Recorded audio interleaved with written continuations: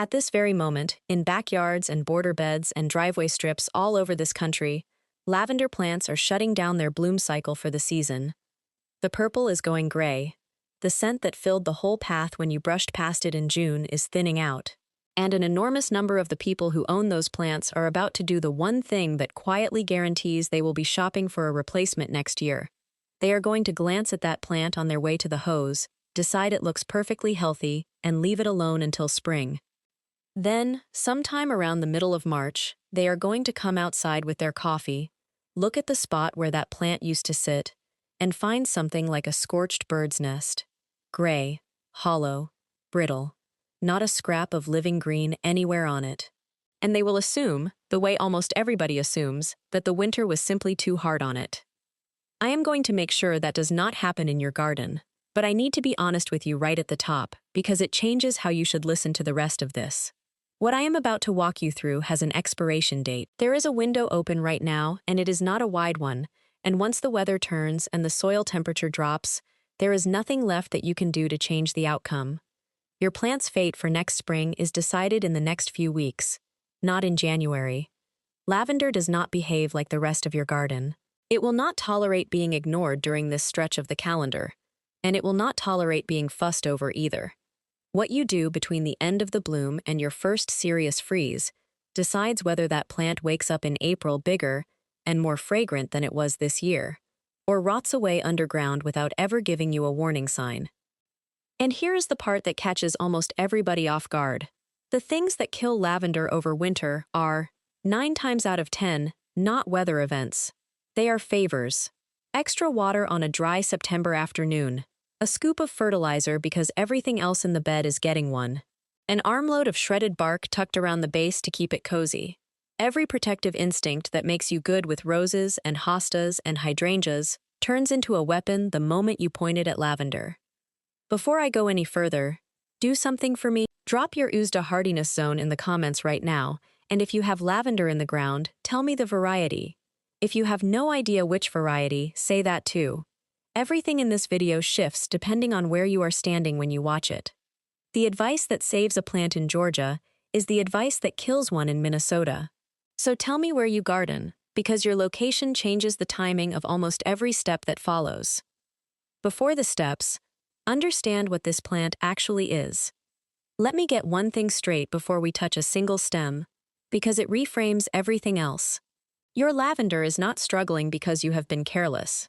In the overwhelming majority of cases, lavender fails because it is being looked after with exactly the same care that keeps the rest of your garden thriving.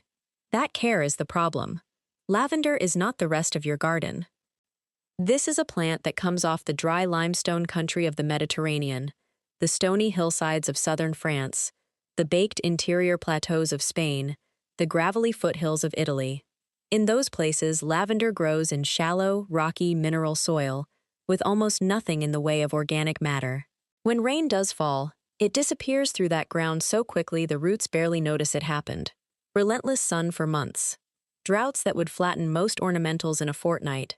And not one single person anywhere in that landscape watering it, feeding it, or tucking mulch around it. Now take that plant, drop it into a bed you have spent years improving with compost, put it on the same irrigation line as your annuals, and give it the rich, moisture-retentive conditions the rest of your plants love. You have handed a survivor built for hardship a lifestyle it has no defense against. It hangs on through the growing season, it might even look good, and then it dies in winter. From rot. And you blame the cold. It was not the cold, and it was not a failure on your part. It is the result of advice repeated so many times that nobody questions it anymore. Most of it coming from people whose actual business is selling you another plant next spring. So let me take you through the whole protocol, in order, starting this week. Step 1.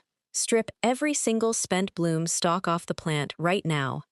The moment your lavender is finished flowering, and depending on your zone and variety, that is either happening at this exact moment, or it wrapped up 10 days ago, the shears come out.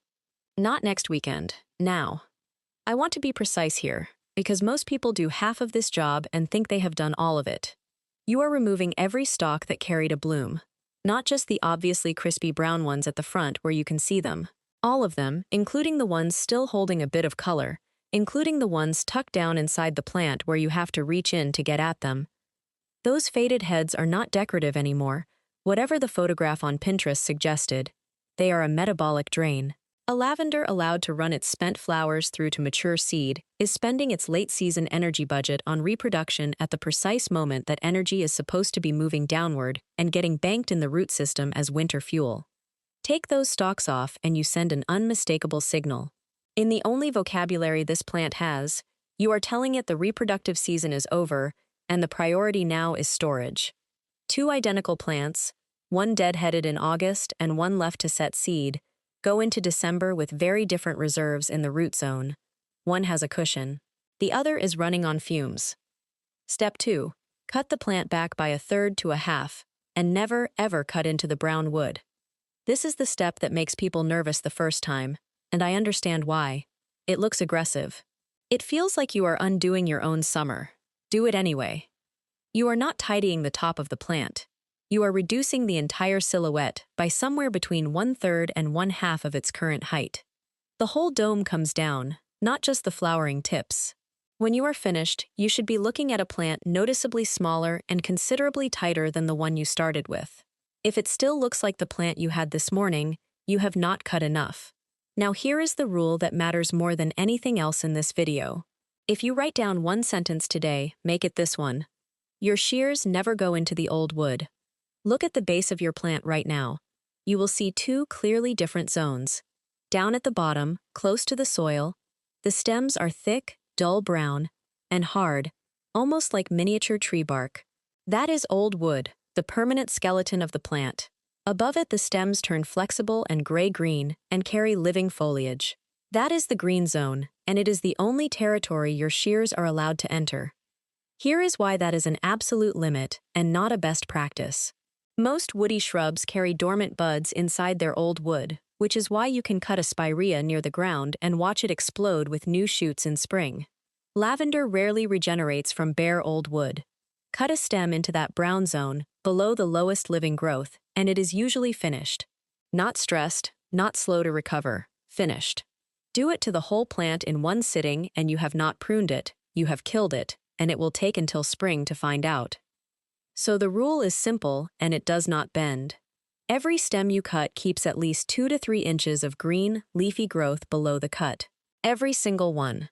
That remaining green is your regeneration insurance, the tissue that pushes next year's growth. Leave it even when leaving it means a slightly larger, slightly less tidy plant than you wanted. If you cannot see green below where you intend to cut, stop and move higher. There is no version of this where cutting lower turns out well. Step 3. Shape it into a dome. Because the shape is structural, not decorative. While the shears are still in your hand, stop thinking about size and start thinking about geometry. The target shape is a smooth, symmetrical, rounded mound. Even on all sides, no long branches sticking out beyond the outline, no flat top. A green half-sphere sitting in the bed.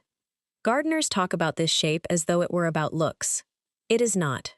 It is a load-bearing decision. And once I explain the mechanics, you will never skip it again. Picture a big, loose, unpruned lavender in the middle of January, when a heavy, wet snowfall dumps 8 or 10 inches on it in a single night. Wet snow is not light. It has real mass. When that mass settles onto a plant with long, arching branches reaching out in every direction, it presses those branches down and outward, away from the center.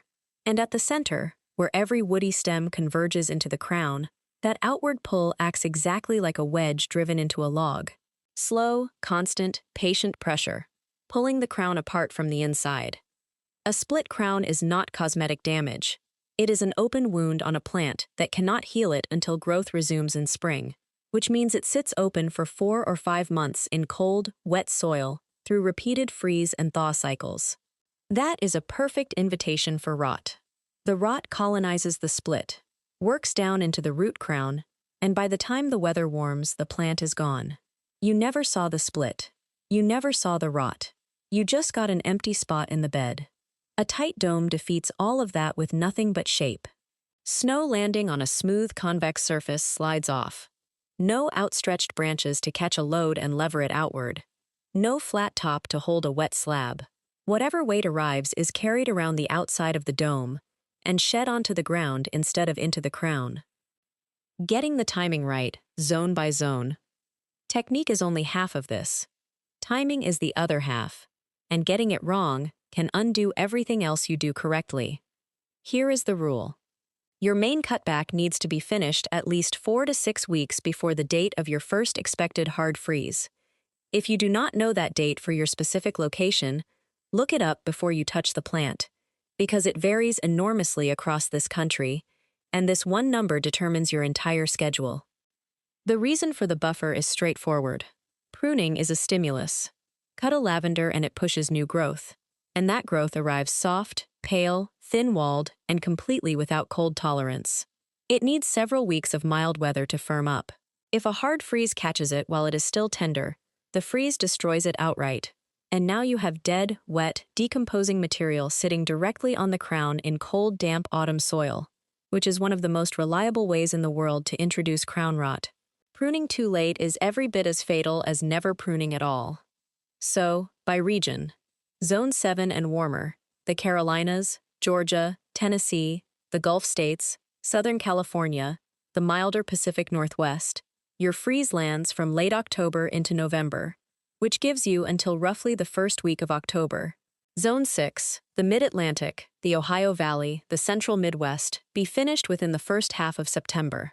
Zone 5, Chicago, Kansas City, upstate New York, much of interior New England, your target is late August through the first days of September, which for many of you means this coming weekend. Zone 4, if you are attempting this in the ground at all, finish before the end of August. Now, to the colder zone gardeners doing the arithmetic and realizing the window may already be closing. If your first hard freeze is only 2 or 3 weeks out, do not do a full cutback today. You will hurt the plant more than you help it. Take off the spent flower stalks, which is safe at any point, tidy anything obviously broken, and leave the structural work alone. Then wait until early spring, when you can see the first new green pushing out from the lower stems, and do your real shaping then. You will be one season behind.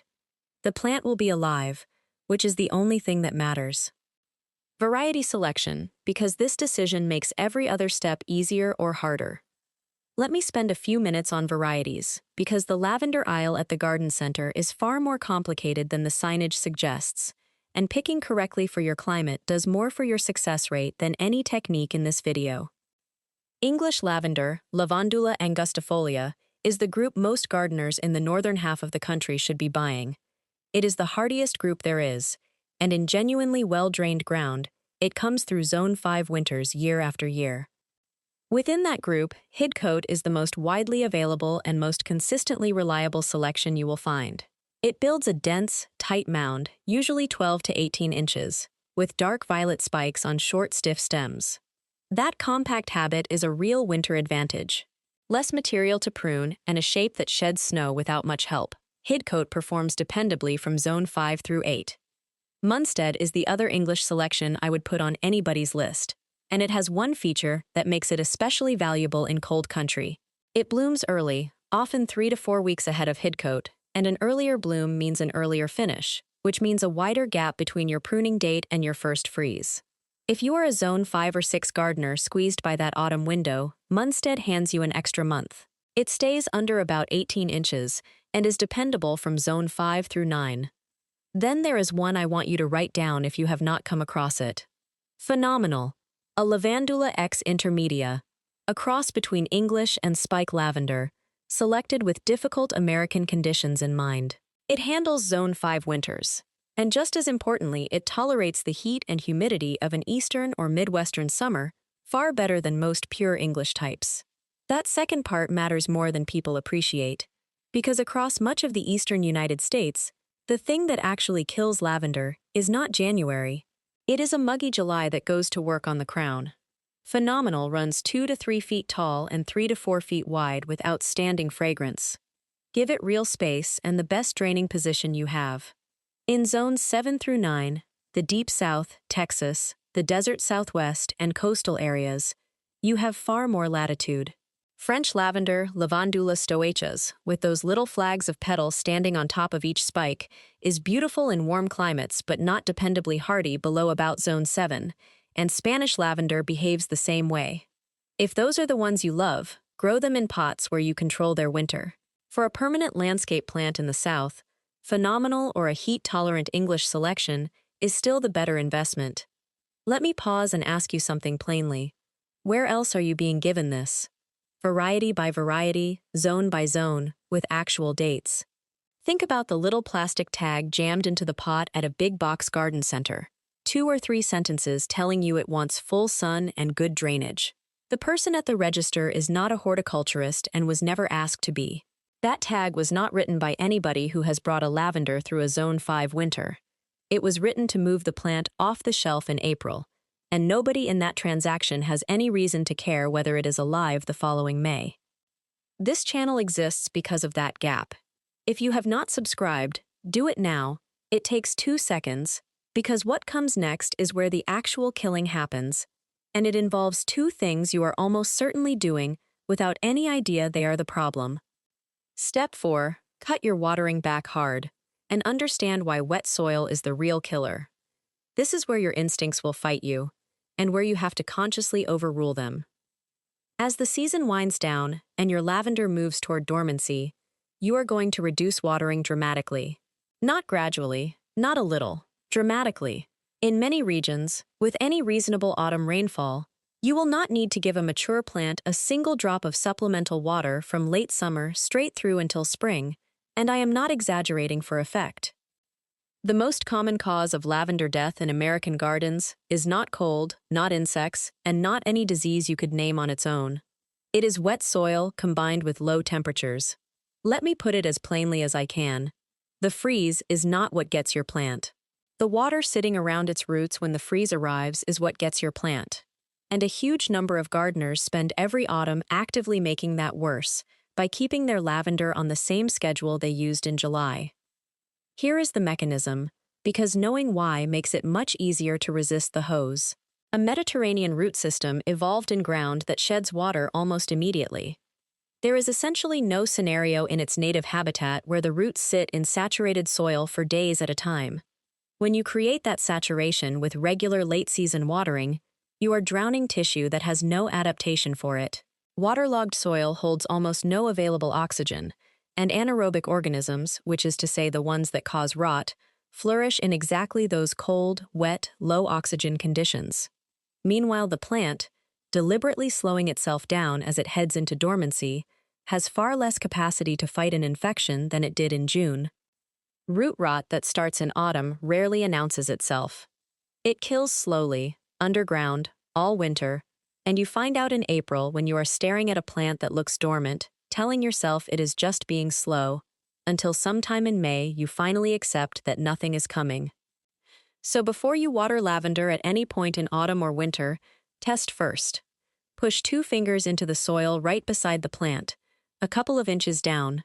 If you feel any moisture at all, walk away. Lavender should go into winter with its roots on the dry side of barely damp. Not dust, but nowhere near wet.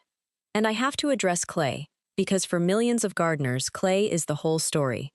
Heavy clay is the natural enemy of this plant, and the reason so many people fail with it in climates where it ought to be easy. Clay holds water and compacts. Rain does not drain through it, it sits in it, which means that even if you never water your lavender again, the ordinary rainfall of an average autumn can create lethal conditions all by itself.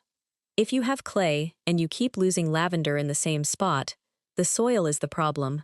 Not your zone, not your technique, not the variety. Fix it once. Dig the area out to 18 or 24 inches and work in coarse grit, pea gravel, or sharp builder's sand at 30 to 40% by volume. Or mound the planting position 4 to 6 inches above grade so gravity carries water away from the crown. Or build a raised bed. Even 8 or 10 inches of elevation, filled with a fast-draining mix, will completely change your results, and it is a one-time job that pays out for 15 years. Step 5.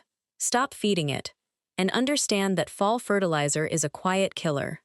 Let me be direct about this one, because I know a lot of you do it, and I know exactly why.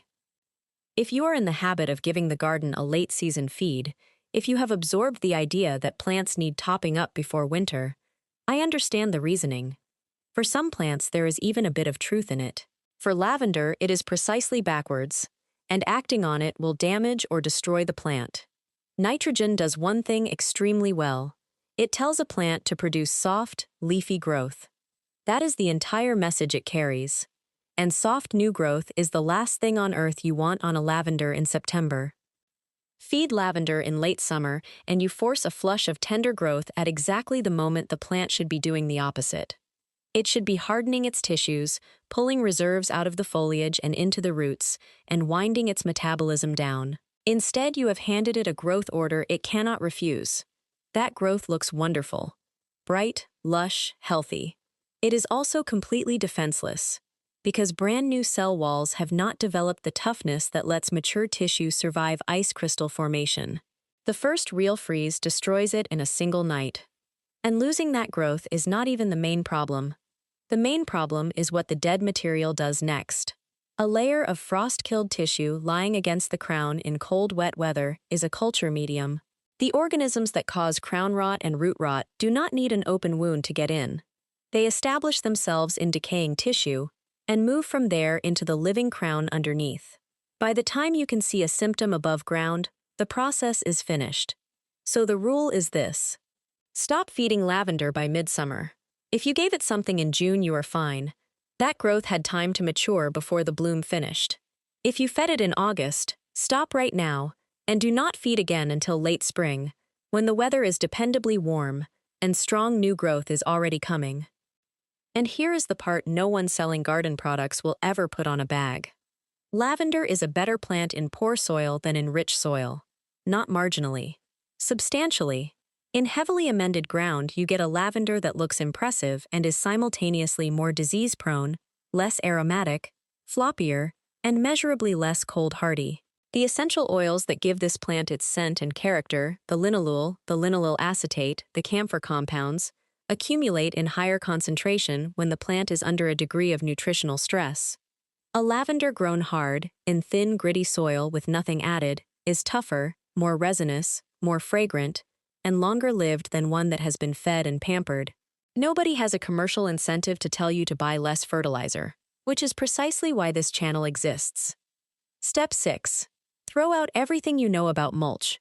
For nearly every plant in your garden, the instinct to mulch before winter is correct. A layer of shredded bark or leaf mold around your roses, your hydrangeas, your perennials moderates soil temperature, holds moisture, and buffers the freeze-thaw cycle. It genuinely helps them. Lavender is the exception, and it is not a small exception with a footnote. It is a complete reversal of the rule. Here is what happens when you bank shredded bark or wood chips around a lavender crown in November. That organic material does exactly what it was designed to do. It absorbs water and holds it, it restricts evaporation, and it reduces air movement at the base of the plant. For a hydrangea, that combination is a gift. For lavender, it manufactures the exact conditions this whole video has been about avoiding. Cold, wet, still, oxygen-poor material, pressed against the crown of a plant that cannot tolerate sustained moisture there under any circumstances. Thick organic mulch around lavender in winter is, functionally, a crown rot incubator, and it works invisibly. No wilting to warn you, no discoloration, nothing to see at all, because the plant is supposed to look dormant and lifeless in February. You find out in spring, when there is nothing left to come back. So what do you use instead? The answer is the one that feels wrong, which by now should be a familiar theme. Lavender wants an inorganic mulch. Coarse sand, pea gravel, crushed stone, or grit laid 2 to 3 inches deep around the plant. It buffers temperature at the crown, soaking up warmth by day and releasing it slowly at night, which flattens the freeze-thaw swings that stress dormant crowns. It drains instantly, because water falls straight through gravel without being held anywhere near the plant. And it stops rain splash, which is a small but real route by which soil-borne fungal spores get thrown up onto the base of the plant. Now the second half of this instruction, and this is the part that trips up even people who already knew about the gravel. Do not apply it yet. I know that sounds backwards. If the mulch protects the plant, why wait? Because a layer of material on the soil surface is an insulator, and insulation works in both directions.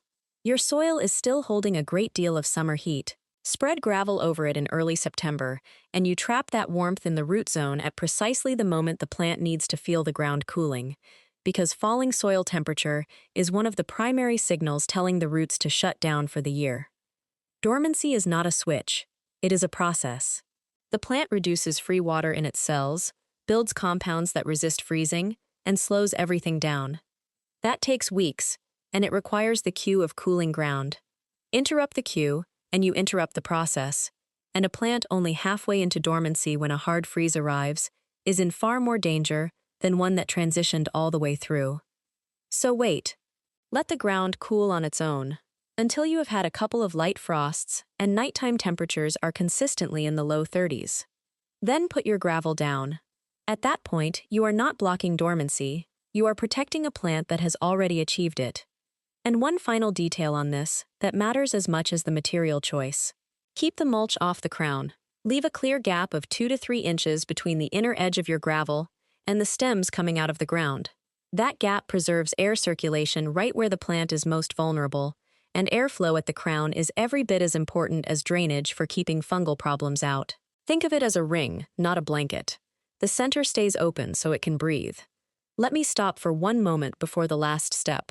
If something here has already changed how you think about this plant, subscribe. I am not asking for the sake of a number. What I am building is a group of gardeners who are finished being sold to, finished replacing plants that should never have died, and who want information from someone who has spent decades on her knees in actual soil making actual mistakes and paying attention to what they taught her. If that is you, you are in the right place. Step 7. Wind protection, and the threat almost nobody warns you about. If you garden in zone 6 or colder, I want to talk to you specifically, because there is a winter danger to lavender that most gardening advice does not address at all. The cold is not your primary enemy, the wind is. The process is called desiccation, and in cold, open country, it kills more lavender than any freeze event does. Even in deep dormancy, the above-ground parts of your plant keep losing moisture through their surfaces. In an ordinary winter that is unimportant because the roots replace it as fast as it is lost. But in a hard continental winter, the soil freezes solid for weeks, and the moment it does, the resupply line is cut. The roots cannot move water because the water around them is ice. Meanwhile, the wind never stops, stripping moisture from the foliage hour after hour with nothing coming back. Across the Midwest, the Great Plains, and the mountain states, where those dry winter winds run for days on end, this is what finishes lavender off. The foliage dries from the tips inward, whole branches die, and by March, the plant is brown and brittle, and the gardener concludes, reasonably enough, that it froze. It did not freeze. It dried out, standing up, in the middle of winter, with ice around its roots. That distinction matters because it points straight to the solution. Get your material ready before you need it. Burlap, or breathable horticultural frost cloth, the white spun polyester sold at every garden center in autumn. Buy it early and have it in the garage. Then, once nighttime temperatures are consistently below freezing, not just dipping to 32 on the occasional clear night, but staying below freezing night after night, wrap the plant loosely. Loosely is the operative word. You are not building a sealed capsule. You are building a windbreak. And I want to be emphatic about one thing. Do not use plastic. Not sheeting, not bags, not tarps, nothing non-breathable. Plastic will stop the wind, but it also builds a greenhouse. On a bright winter afternoon, even with air temperatures below freezing, the space inside sealed plastic can warm up substantially. That warmth is a false signal. It tells a dormant plant spring has arrived and prompts it to start waking up, and then the sun goes down, the temperature crashes, and you have a plant that has partially exited dormancy with no protection left in its tissues. That damage is worse than anything the weather would have done on its own, and it is entirely self-inflicted. For the coldest zones and the most exposed sites, add one more step. Before you wrap, build a simple cylinder of wire fencing or hardware cloth around the plant, 3 or 4 inches wider on all sides, and anchor it in the ground. Wrap the burlap around the outside of that cage rather than draping it onto the plant. The air gap insulates better and keeps frozen fabric off the foliage during the hardest stretches. An honest word for Zone 4. Before we leave the cold zones, let me speak to Zone 4 directly. I know you are watching. In Minnesota and Wisconsin and the Dakotas and Montana and the higher elevations of New England. I am going to be straight with you rather than tell you what you would prefer to hear.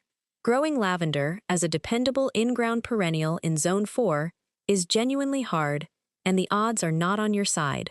Your best approach by a wide margin is container growing. A lavender in a pot with about 30% grit mixed into standard potting mix, moved into an unheated but frost-free garage or shed for the winter, will give you the same plant year after year without the annual heartbreak. Your second option is a raised bed with extremely sharp drainage, a south-facing position sheltered from north and west winds, gravel mulch, and burlap wrapping, going in with clear eyes about the fact that some winters you will win, and some you will not. If you try it in the ground, use Phenomenal or Munstead and nothing else. What to do with a plant that has already gone woody? This comes up constantly, and it deserves a real answer. A lavender underpruned for several years develops what growers call a woody habit. The middle becomes a mass of bare brown stems with no foliage, and the living green is pushed out to the tips of long, sprawling branches. Those plants flower poorly and are considerably more vulnerable in winter, because the sprawl invites snow damage and the exposed woody center is an open door for moisture and rot. The instinct is to take the whole thing back hard and start over. Do not. Cutting a neglected lavender into its bare woody frame in one session will almost certainly kill it, for the reason we covered in Step 2. That wood does not reliably regenerate, and once you have cut below every scrap of green, there is no recovery point left. The correct method is gradual renovation over 2 or 3 seasons. This year, cut back harder than you have in the past, but stay inside the green zone, bringing your line as low as you safely can, while still leaving 2 to 3 inches of living green on every stem. Next season, the plant will have produced new growth lower down, and you cut back to that. Over 2 or 3 cycles, you can bring a great deal of shape and vigor back into a plant that looked hopeless. Some plants respond beautifully. Others, particularly very old specimens with enormous woody crowns and only a thin fringe of green at the ends, are past the point of being worth your time. If the ratio of dead wood to living tissue is overwhelming, start over. Take the plant out, fix the drainage, plant a healthy young one, and prune it every year from its first season onward. A lavender pruned annually from day 1 stays compact and beautiful for 15 years. That annual cut is not maintenance you can skip in a busy year. It is the practice that keeps the plant alive. And do not drop the replacement into the same hole the old one died in. That is the textbook definition of repeating a mistake and expecting a different result. Excavate and amend the whole area first. Fix the drainage, then plant. The whole protocol, in order relieve. Let me give you a clean summary so you can walk outside knowing exactly what to do and in what order. 1. Remove every spent flower stalk the moment blooming stops. This week, do not let the plant put energy into seed. 2. Cut the whole plant back by 1/3 to 1/2, working exclusively in the green zone, leaving at least 2 to 3 inches of green on every stem, never cutting into brown wood. 3. Shape what remains into a smooth, symmetrical dome so snow and ice slide off instead of prying the crown open. 4. Reduce watering dramatically. Test with your fingers first, and if there is any moisture at all, leave it alone. 5. Stop all fertilizing now and do not resume until late spring. No autumn feeding of any kind, ever. 6. Once the ground has cooled and you have seen a couple of light frosts, lay 2 to 3 inches of coarse sand, pea gravel, or crushed stone around the plant, with a 2 to 3 inch gap at the crown for airflow. No bark, no wood chips, no compost. 7. In Zone 6 and colder, wrap with burlap or breathable frost cloth once nights are consistently below freezing, over a wire cage if your site is windy. Never plastic. 7 steps, in that order, adjusted for your zone and your variety. Do them, and your lavender's odds of coming through the winter and returning stronger are dramatically better than if you do what most gardeners do, which is either nothing at all or the same things they do for everything else in the bed. One last thought. Let me close with the idea that sits underneath every step in this video, because I come back to it constantly. Lavender is not fragile. It is not delicate. It is not a plant that wants looking after. It is a tough, resinous, aromatic shrub that has survived on bare, rocky hillsides for thousands of years with nobody helping it. The reason it dies in American gardens is almost never that the winter was too cold or the summer too hot. It dies because kind, attentive, hardworking gardeners treat it like a normal garden plant. Same watering can, same fertilizer, same bark mulch, when this one plant needs something fundamentally different. Once you understand that lavender thrives on what I would call informed neglect, less water, no food, sharper drainage, and considerably less intervention from you, the whole relationship changes. You stop working against the plant and start working with what it actually is. That single shift is worth more to your garden than anything you will ever buy off a garden center shelf. Now I want to hear from you. Tell me in the comments which of these 7 you were getting wrong before today. Was it the mulch? An enormous number of people write to me saying they had no idea bark chips were the wrong call around lavender. Was it the feeding? The timing? Getting out there with the shears too close to the freeze? Or something more basic, like learning that this plant does better in poor, thin soil than in the rich ground you have worked so hard to give it? Be honest, there is no judgment here. Every mistake in this video is one I see constantly from experienced, dedicated, genuinely skilled gardeners who were simply never given accurate information. That is not a character flaw, it is an information problem, and closing that gap is the entire reason this channel exists.